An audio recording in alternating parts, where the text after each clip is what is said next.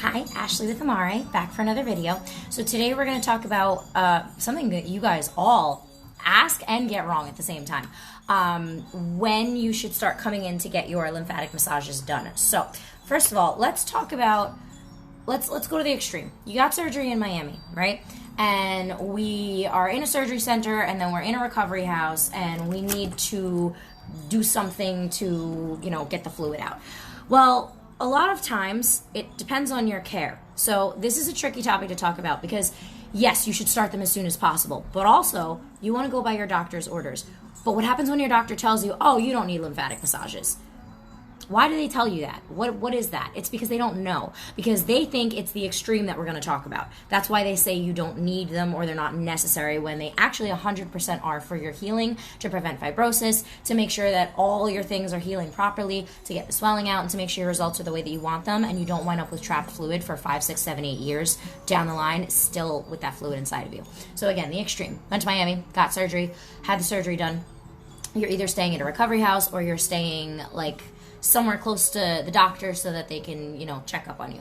Okay, so most of the places in Miami have their lymphatico drainage, or whatever they want to call it, drainage, massage, all kinds of crap they call it. Whatever that is, it's not true hands-on manual lymph drainage. We have tons of videos about that. But they have someone in-house that usually does that at the surgery center itself. So that's number one. Or number two, you wind up staying in a recovery house and they claim that your massages are thrown in, and it's just somebody that doesn't speak English. Guys, if you are going to a place like a recovery house and they don't speak English, you can't communicate, you can't ask for food or water, and the drainage massage that they're doing is extremely painful, you need to run, immediately. Book a ticket home and run, because they're not doing what they need to be doing. So we have a whole video on recovery houses, but there and at the surgery center in Miami, they'll do their drainage massage, or what's really called aspiration. So it's usually the day after, 2 days after, 3 days after, while your incisions are still open,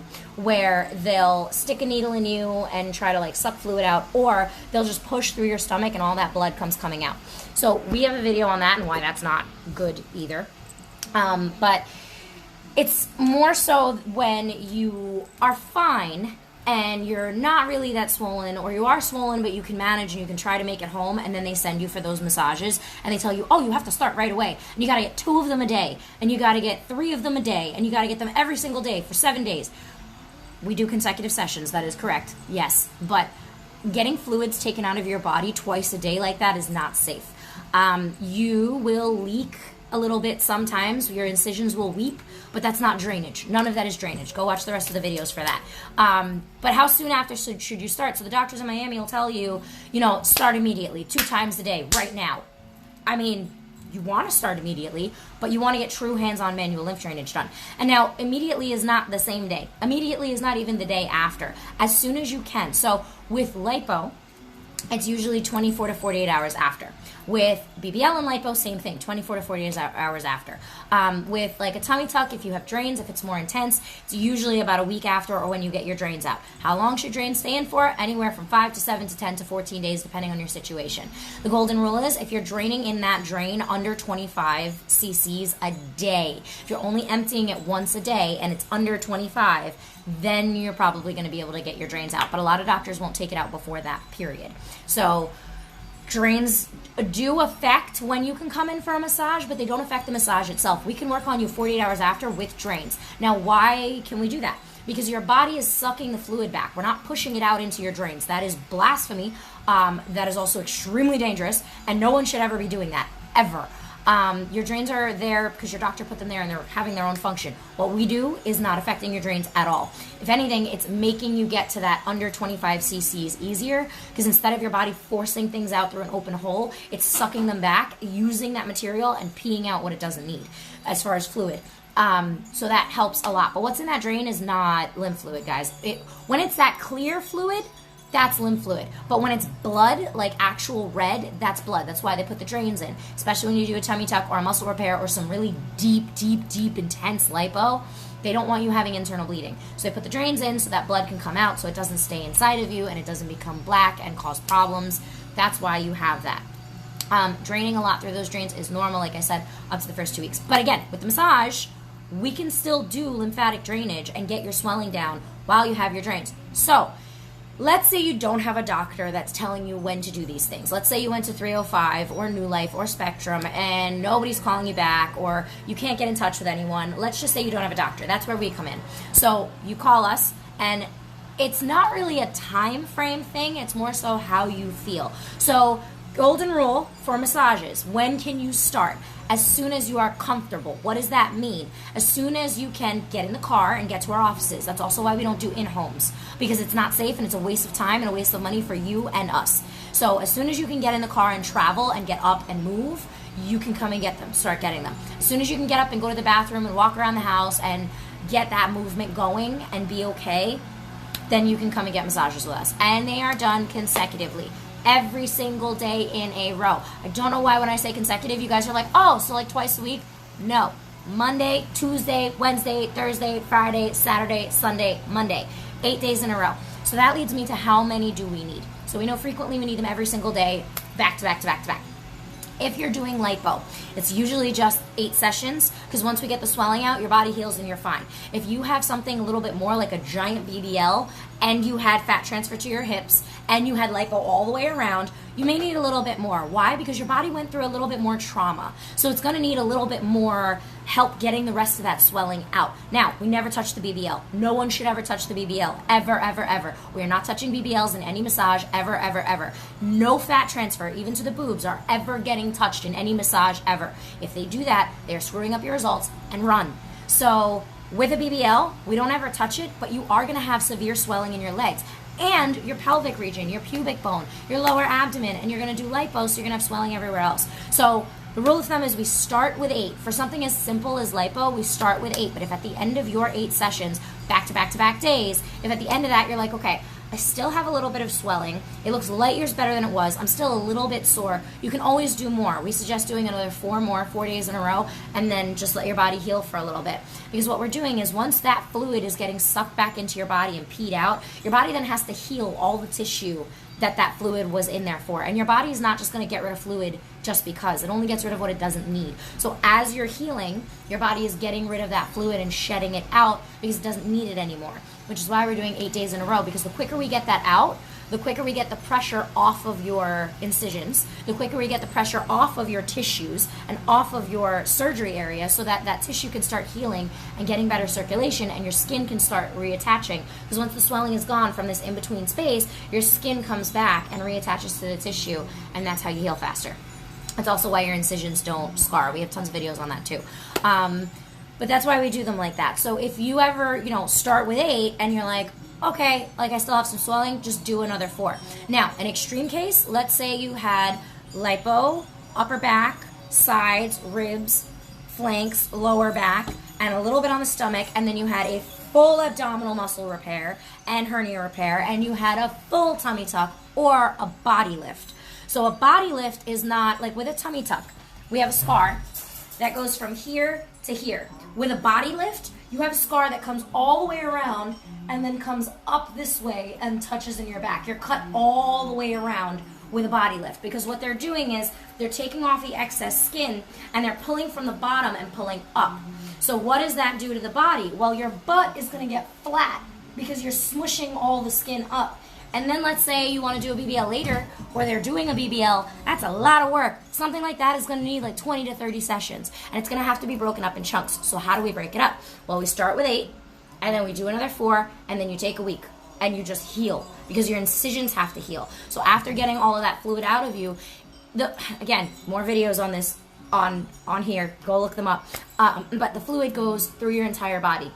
So your heart, your liver, your kidneys, and you're peeing it out, and you're drinking a lot of water, and you're supposed to be eating mineral-rich foods like fruits and vegetables and chicken with no salt, like no salt in anything. So your body is taking kind of a hit. You need to rest like a lot. And with something like a full body lift, like I just described, like a whole body reconstruction where you had a lot done, you really need to heal. Like, you have to take the time to sleep and to rest and to heal on top of the lymph drainage, because lymph drainage itself is going through your whole body. It's going to take a lot out of you. So when you're talking about bigger procedures like that, yeah, it's going to take more sessions, but we always say start with 8. So your standard lipo BBL, that may be like 8 to 12, right? Let's say you want to do another 4 because you still have some swelling because you had more done.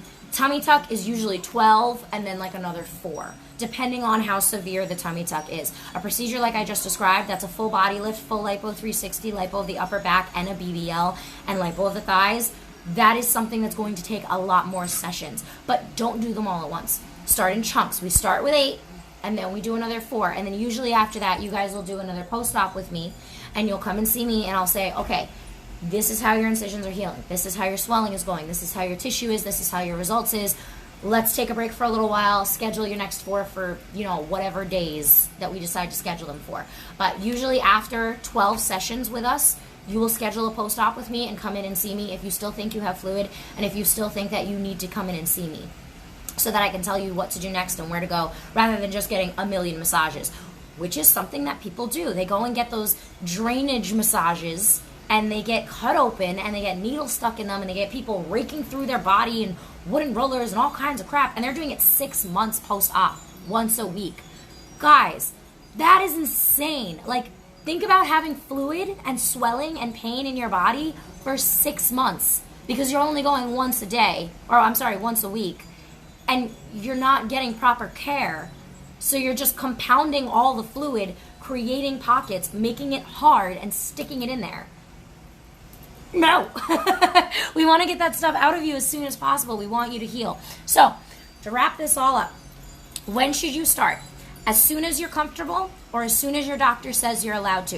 If you don't have a doctor that agrees with it or says you're allowed to, call us, or, you know, rewatch the video, depending on your surgery. As long as you can get up and get in the car and get to our office and drive, then you can come and see us as soon as possible. You don't have to wait. 2, how many massages should you have? Starting with 8 consecutive days back to back, and then any more after that if you feel you're still swollen, or if you still need to heal, or if you're still sore, or whatever the case is. But you want to start with anywhere from 4 to 8 consecutive days. Usually we say 8 because it's literally a week and a day. So it really gets everything out of you. So starting with 8, going up to, you know, depending on how bad your procedure is. But start with 8, track your swelling, see what it looks like, and we'll go from there. Here's another good one. Where do I get my massages? Well, you should get them with us. But if you're not in the state, I do virtual consults. I've had a couple of them this week that were super, super fun and successful. But I will help you find a therapist. So we can do like a Zoom call, and we go over your results, we go over what you look like, we go over what you need, and then I will look in your area and see who's around and what they're doing and what kind of techniques. Or if you have someone that you already know after the virtual consult that you want to go with, you can give me their info and I'll call them and vet them real quick, and then you're good to go. So that's always an option to make sure that you're getting proper care, is setting up a virtual consult with me, and we can go over everything and get you the proper place. So that's figuring out where you should go.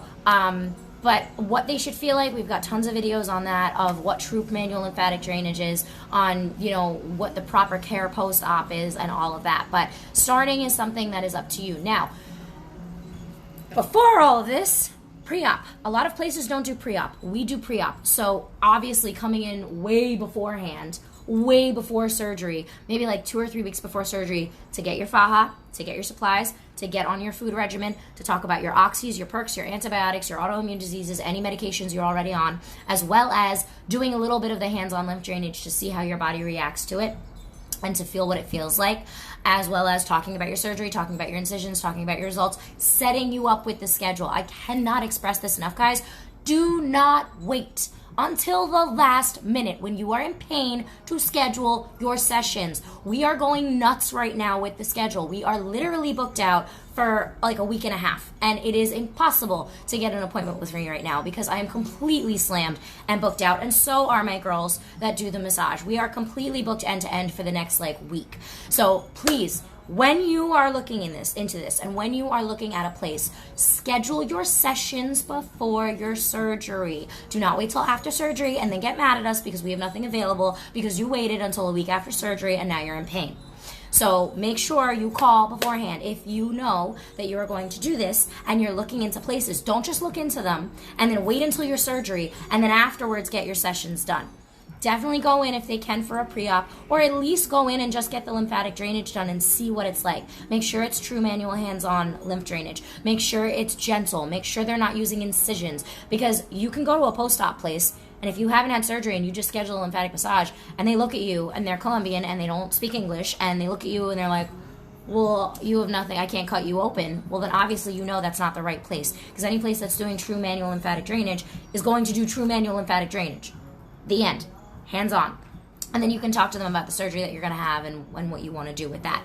But definitely vet places beforehand, guys, especially if you know you are going to do this. Even if you vet them in Miami, even if when you go out there for your consultation, you go look at places. Like, this is super, super important, because you don't want to be in the bind that 60% of our clients are in, where you're a week post-op and you're dying in pain and you can't get consecutive sessions, and it takes you twice as long and it takes you twice as many sessions because we can't get you on the schedule, or because your work schedule doesn't allow for it, or whatever the situation. So a big part of knowing when to start is starting now, before you even have the surgery, and getting in and setting everything up and scheduling everything. So that's all I have to say about that. I hope that was super helpful.